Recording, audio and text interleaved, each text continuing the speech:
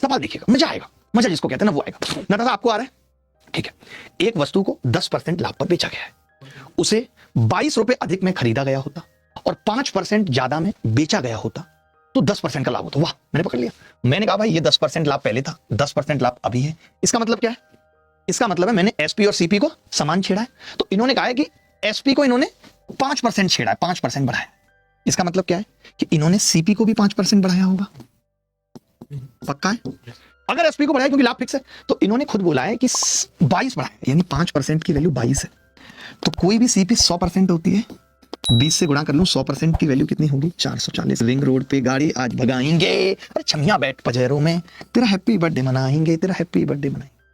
मजा आया कि नहीं? मैं ये कह रहा हूं, मैं पूरा लिख के भी बता देता हूं। आपको लगता है कि मैंने कम लिखा है, मैं चाहता हूं कि आप भी कम लिखना सीखें। जब हम ज्यादा लिख देते हैं ना तो सामने वाला वैल्यू नहीं करता। तो उतना ही लिखो कि अपनी बात भी कह दो, उसको चुभ भी जाए।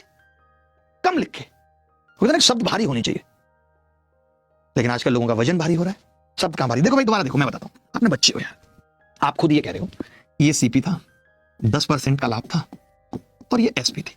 ठीक बात है भाई, ठीक बात है।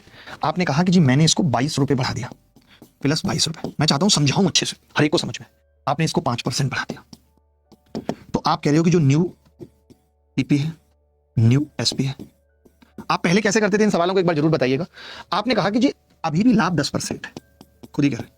तो मुझे यहां से एक बात पता चली, मैंने सीखी जो थी अभी, कि अगर लाभ नहीं बदला, पहले भी 10 अभी भी 10, इसका मतलब है एसपी को 5% बढ़ाया, सीपी को भी 5% बढ़ाया।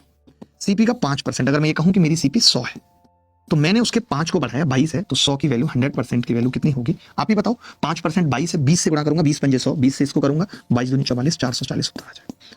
लेकिन ये करने की जरूरत नहीं थी, मैं सिर्फ इतना करता, जैसे मुझे पता है कि सीपी भी 5% बढ़ेगी, तो मैं कहता सीपी का 5% 22 के बराबर है, 100% 440 के बराबर होगा और ओरल उत्तर निकल जाता।